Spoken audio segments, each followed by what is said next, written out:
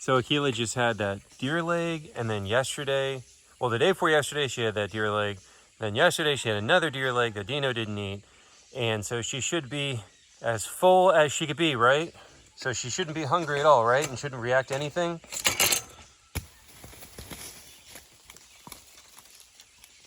Yep.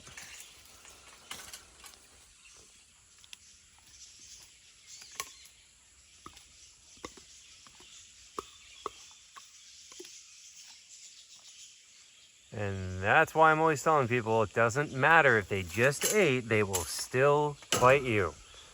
This is probably one of the single biggest misconceptions about alligators and crocodiles, and especially when people are working with them. Oh, you must have just fed it. Oh, you must keep it well fed so it won't bite. That is the stupidest thing. It is not real, guys. I say this constantly, and it is probably among the top 3 most common comments that we get. Oh, it must just be well fed. Dude, look at her belly right now. She is so fat right now. Now, the only reason I gave that to her is we actually accidentally left that out yesterday. So it's pretty gross and nasty, and she will still be able to digest. Look, she's coming up for more. She wants more. She's creeping up towards me. She wants more.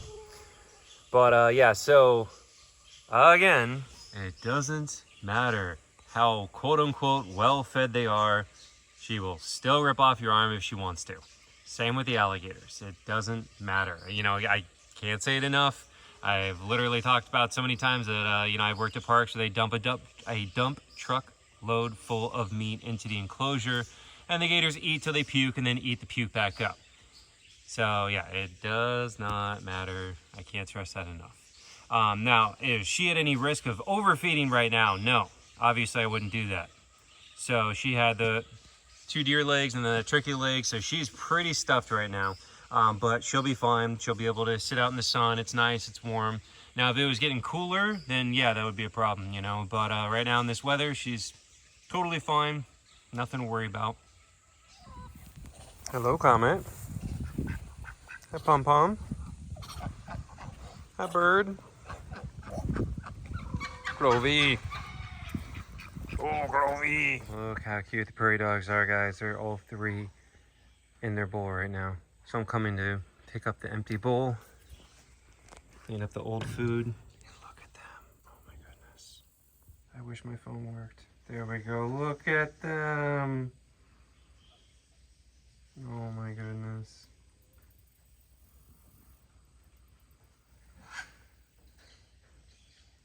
They're so cute.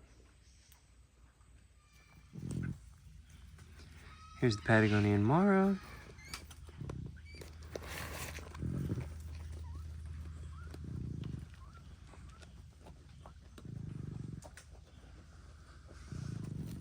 Nope.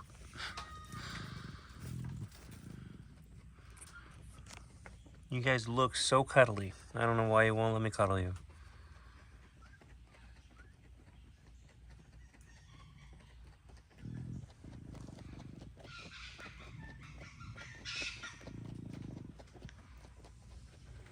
Hi, Kira. Hi, Hazel. Hi, Hazel. What are you doing up here,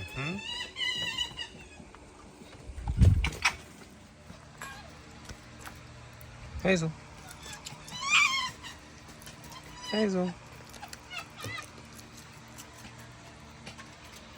Hazel.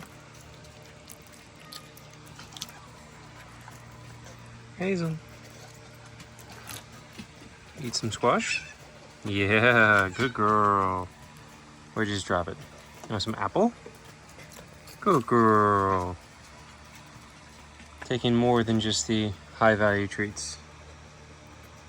Hazel, you want some apple? It's good. Good girl. She dropped it, but that's progress. There's Shippo up there eating his food. Can't wait till they get their winter coats back, because, man, they look scraggly. Kira. Good girl. Kira. Good girl, Kira. Kira. There's a good girl. So that's ground turkey that she's eating right now. We eat some apple. Good girl, yeah.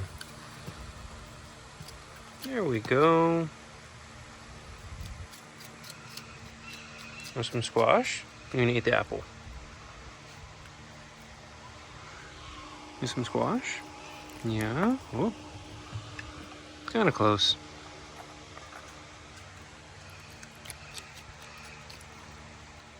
There's Yue enjoying her food. Good girl, Yue.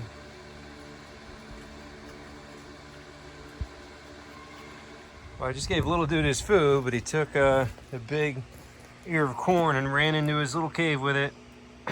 So, guess we're not filming him eating today. Petrie.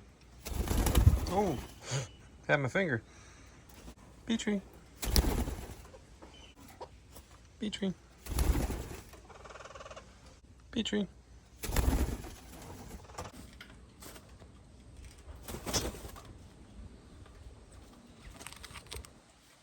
Sassy.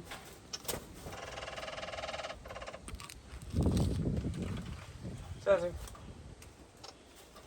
Sassy.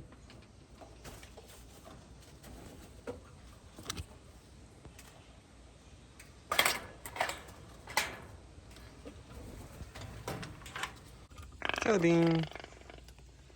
Hi, Bean. Hi, Jelly Bean. So Jelly Bean is a keel-billed toucan. Oh, we got a worm. You gonna eat it? He like almost never actually grabs them. You gonna actually eat that? You're gonna play with it? Nope. He killed it. You're gonna swallow it?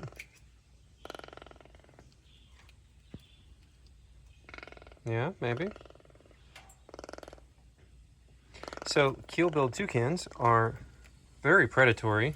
Oh, good, he ate it. Good boy. So they are typically very predatory. He got another one. And in the wild, they're known to kill and eat snakes, lizards, other birds, bats even, all kinds of things. But Jelly Bean here typically only really likes his fruit. And even though we often offer him superworms and pinkies and things like that to eat, he usually just goes for his fruit. So pretty awesome that he decided to eat those superworms. He's got a few more in there. We still offer them to him, but he just doesn't usually take them. So that's pretty awesome. Oh, all these little prairie dogs. Here you go, guys. Oh, they got monkey biscuits and corn today. Today is a good day. Yes.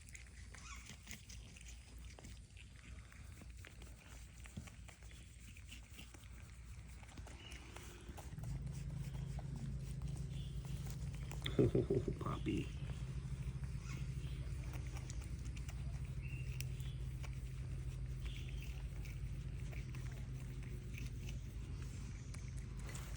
Here, have your monkey biscuit.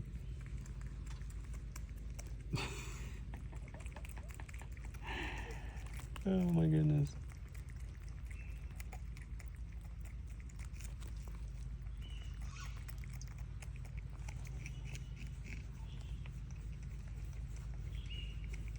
Poppy's like, best day ever.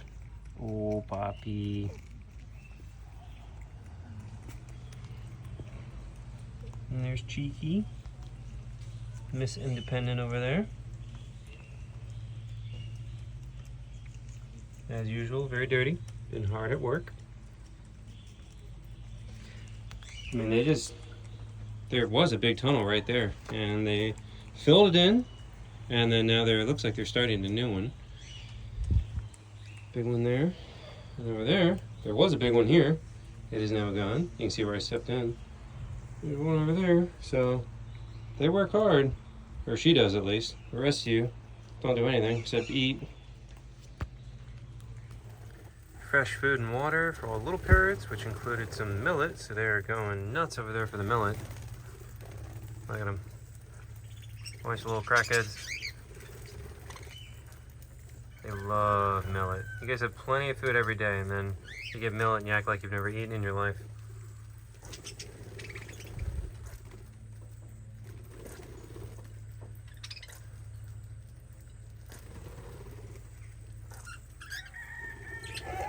Oh my goodness. Julie. Can you feed everybody? Alright, piggies. You sit? You sit? You better sit. Good girl. She's everywhere. Alright, Petunia.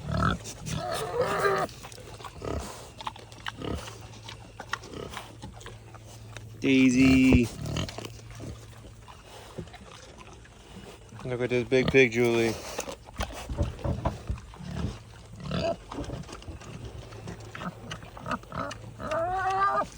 Oh, Daisy.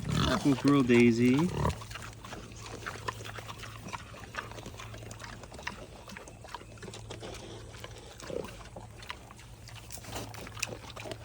Yeah, she's getting a lot better. About just sitting there and holding her mouth open to be able to get the food instead of throwing it everywhere.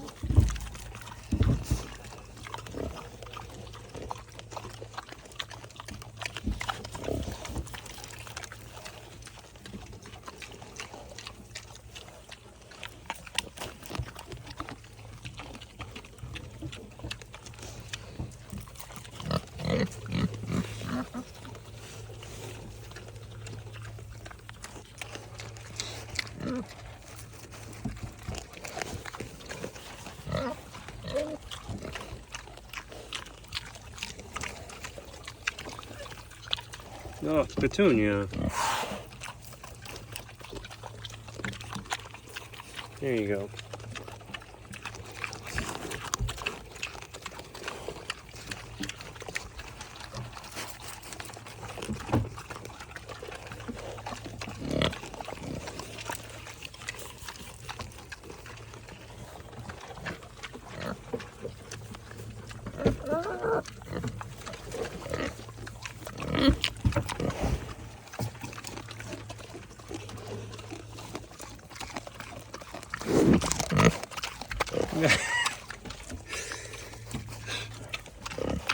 Oh, we got the camera lens all dirty, Julie.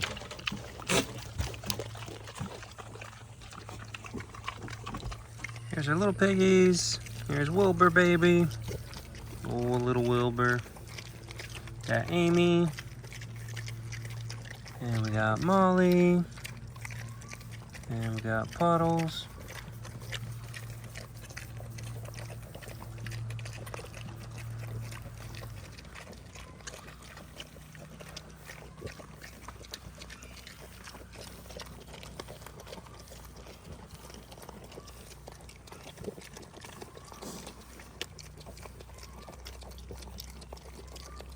So check this out, guys. This is a carpenter ant that was taken over by cordyceps fungus. Like if you guys saw The Last of Us, that's what this is based on, is this cordyceps fungus. I've actually never seen this in Florida. I've seen it quite a bit in my travels in the Amazon, down in South America and Peru. I've seen it a lot, but this is the first time I've ever seen it in Florida. So that's really cool. And I just found it on this carpenter ant that was actually originally up in this palm frond, which is in our little pig pen. And so what this fungus is going to do is it's going to infect the ant, takes control of its mind, and makes the ant crawl up here all the way up onto this palm frond and then clamp onto it and then die. And then it releases the fungus spores on those long stalks. And then that way the fungus has a better chance of spreading and finding hold of a new host. So how crazy is that? I've never seen this before in Florida, so that's like really cool, really interesting. All right, guys, so everybody meet Loretta, our newest addition at the sanctuary. So this is a Russian tortoise that was just surrendered over to us. And then today, Gabby brought her to the vet, along with Jet, who is just getting his annual and getting some shots and stuff. Do you want to talk about what the vet said? Yeah, well, we already knew she had horrible shell rot that has been going on likely for, I mean, the better part of a year. It takes a long time for it to get that bad. So shell rot is an infection, sometimes caused by fungus, sometimes caused by bacteria. Obviously, we don't really have a history on her, so we don't know what happened, but she has horrible shell rot and the bone is exposed, so we're going to be treating her for that. I also didn't know because I didn't feel her, but our vet said she is incredibly emaciated. So this tortoise has been dealing with chronic neglect, basically. So we just fed her and she ate a bunch, and tomorrow I'm picking up the SSD cream. They're ordering me a huge tub because I use that on everything, like the tortoises, the mammals, the gators. She doesn't look that emaciated. She was feeling her, and she said that there was like no muscle or anything. So that's the reason we're not doing injectable antibiotics, because they need to be well hydrated, and their kidneys obviously need to be functioning well, and we didn't do blood work or anything. So we're gonna hold off, see how she does just with like the chlorhexidine scrubs. We're gonna wrap it, put like a dressing on it, and put the Sylvadine cream on it. But she's alert and she's doing well, but it's just so sad that, I mean, that has to be uncomfortable for it to be in the bone like that. We're just feeding her. She's eating a ton. So she's very happy to be eating. She had some squash and some kale. So, yeah. So we'll probably show you guys some of the treatment as the week goes on. Yeah. All right, so what we're gonna do now is go out and start trying to map out the next gator enclosure a little bit better. So right now we're actually between Bella and Big Mac on this side, and then Dino on this side. And then we have this little corridor that cuts between the two enclosures.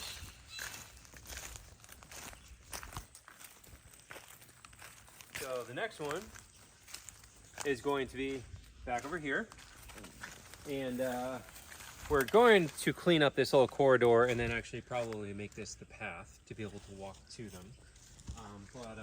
Yeah, so we just got a call from our friend Chad, who's the one who did all the fencing and then also did the digging of the enclosures for us. So we're probably going to work with probably the same people again. So we're going to work with Chad. Shout out to Cal Fencing. You know, he was really awesome, did a really good job on doing our custom gator fences, and these are really cool. We're going to do the exact same fencing. I really like the look of it, and I like everything about it, honestly. So we're going to do the same fencing. The ponds, we're still a little bit trying to figure out, but he's going to come out tomorrow. So we've been talking to him, and then but we didn't have anything solid as far as planning goes. And then he just now called me, and he's like, "Hey, we can be out there tomorrow." And I'm like, "Oh, okay," because so far it's just been talking. We don't have anything mapped out. So that's what we're gonna come out here to do now. Are they gonna clear all this for us? They can. Yeah, I think they're gonna have to. Well, some of us need to learn to wear proper footwear. Never. So. What is this? What's what? Is this new? The pile of vines? Yeah. No. So we have this whole area back here. Again, we have 20 acres fenced off over here that allows us to house class 1 and 2 animals in Florida. That is how it is classified. Those are the classifications. Class 1 and 2 crocodilians. So within my class 1 animal area, where we have the 8-foot perimeter fence around the 20 acres, basically the whole 20 acres out of, because we have a total of 40, this 20 we have available to be able to put enclosures. Okay, so for class 1 and 2. And then as we expand, we could do the next 20 as well. But that would be very far away because we have plenty of room over here to keep on expanding and doing stuff. And that's not going to be done anytime soon. Look, both these just fell. You see that? Mm-hmm. I think I heard these the other day. I think starting the fence line here gives that ample space, and we're able to bring in big machines and stuff. Oh, you know what? Talking about the other 20 acres, I just got a call today too from our friend Jess about doing a controlled burn on the other 20 acres. So we'll talk about that more once we actually get that fleshed out some, but it was just cool. We just got the call today about that. So that's really exciting too, because that's something we wanted to do since like the day we saw this property. We're like, oh my God, we want this, and we want to do a controlled burn because it hasn't been done, you know? Okay, so again, Dino is right here next to us. So we're talking about having the fence line right here so we have a decent gap between the two so we can still move machines and, you know, whatever between the two. But if we look this way, you guys can see way down there. Can you see the house? So, I mean, I can see it from here. If you want to zoom in, you could see. That's the abandoned house down there. And around that abandoned house, you know, at first I wanted to include that in something, but I don't think that's going to be possible. So we're probably just going to demo that whole thing and get it taken out. Sad. But then there are some really beautiful, huge oak trees over there that we definitely want to utilize. So as we are building all these enclosures, what we are working around is trying to have, I think Dino's looking at us. I see the water ripples. Maybe. I think he moved over to look at us. He might be hungry. Oh, he totally is. Look, he came over to look at us. I can see him. You're not gonna be able to see him on camera, but I can see him. Go in and call him and see if he comes to you again later. That's so cool. But anyways, with all of our enclosures, what we're trying to do is minimize the impact on the native environment here and not have to cut down trees. So far, we have never cut down any of the large oak trees. We have some of these huge live oaks, and some of them are like 200 to 300 years old, are the estimates we've been given by some of the tree experts. So we've never cut down one of them, and we're not going to. And we also want to try to avoid hitting their root systems. So this is a great straight path right here to the abandoned house where we want to have the pond end, basically. So we're thinking about having it go from here to there and having it be this long channel, basically. Ideally, we could try to do maybe some windiness. I don't know. We got to talk to the concrete guys and see what's feasible. I was just going to have fingers and then do what we did with the coatis and put fencing and have our landscaper do the vines to cover them. Yeah. So it's visual barriers, native, that are going to grow. Well, so the idea here, guys, is we want to have one big waterway that is all connected to the same drainage and the same water going in, but then have enough visual barriers where we can have a ton of animals in it. Because on these ponds, these ones were built for the big boys, which is what we have right now. This will be for like everybody else. So everything on the smaller end, basically everything under like 10 foot. And that way they can go in here and have it. So if we have this big long channel right here, and then off of it, lots of offshoots, and then any like kind of semi-larger male can take one of those offshoots and he's like, this is my spot now, and he can have it, and that's fine, but it's all still connected, and so they can move around and they can still have their spot, you know, and that way we can have a lot of them in there together without having a lot of fighting or anything, you know.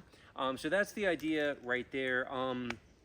So shall we, Mark? Yeah. So we're talking about having it be basically, or I guess we could do a little circle right here too, right? You know, so if it comes out, so or like a square. What's that? Or like a square, whatever. Yeah, so on this end, I guess we'll have it be like kind of from here over to, I don't want to hit that tree, but like probably right here. And then utilizing just some of this existing open space. So we have it kind of like. Is this for round? Yes. Okay. Yep. And then coming back to kind of hit this channel, so that'll be rounded out right there. Mm-hmm.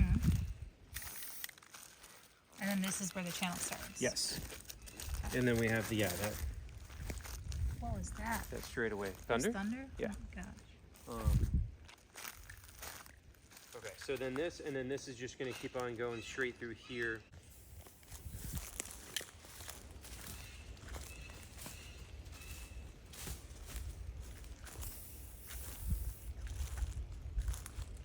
And then is here going to be like a little finger? There's a lot of visual barriers here with all these. Mm-hmm. So like if this comes out. This is open right here, so one can come out right here.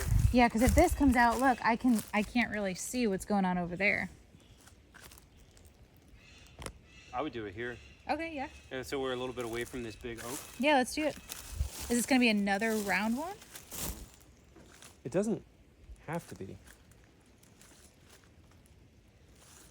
Okay. I mean, yeah, it's a great spot. I mean, whatever. Again, this is the rough draft we're doing here, guys, so we can kind of visualize things, and we're going to have to go off of what makes sense with, building and concrete and stuff. And in case you guys are wondering why the camera's just like the whole time, Gabby's swatting mosquitoes the whole time. Because she refuses to wear proper attire. Because it's so hot, I almost passed to be out this outdoors. morning. You should have pants and boots, but I you had know. leggings on, and it was so hot. Okay, so then this comes out.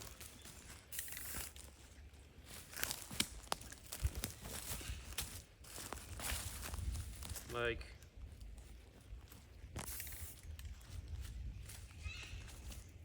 we don't want to get too close to.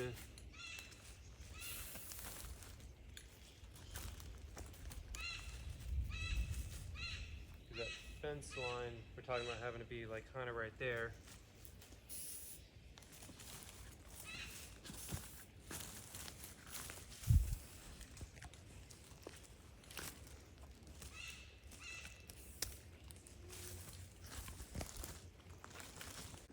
All right, so we got the beginning of it somewhat mapped out. We have a rough idea of where we're going right here. Tomorrow, I'm going to talk about it more when we have the guys actually here and talk about logistics and map it out a little bit better. But we just wanted to come out and get a rough feel for what this would look like as this being the end point and then going all the way down there, you know.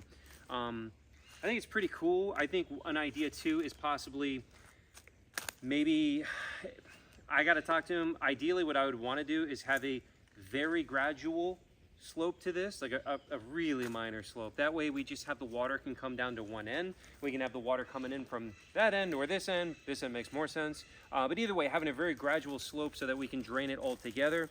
Another idea we could have is literally having the fence go across it underwater too, and that way we can have gators of different size classes and they're still in the same waterway, and that way it'll really simplify draining and refilling this. But these are just ideas. We want to come out and map a little bit, but a storm's rolling in, so we're going to end this for right now.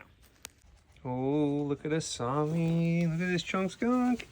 He's so excited. Look at all that food.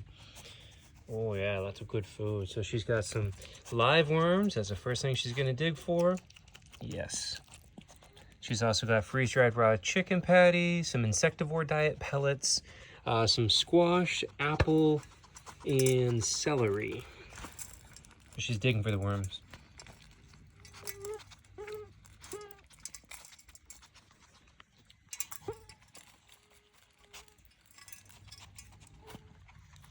She's got to be one of the more difficult animals to actually get good footage of because she's always got her face buried in there, and she always puts her butt out towards me, so I can't see her face really.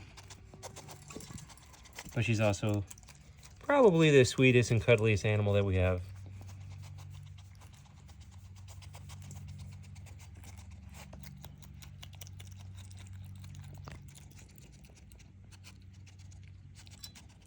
There you go, Jet. So Jet has his ground rabbit and insectivore pellets too, because in the wild these guys do eat lots of little bugs. And then he's got some freeze-dried raw chicken too. But of course he is eating the ground rabbit since that is his absolute favorite thing.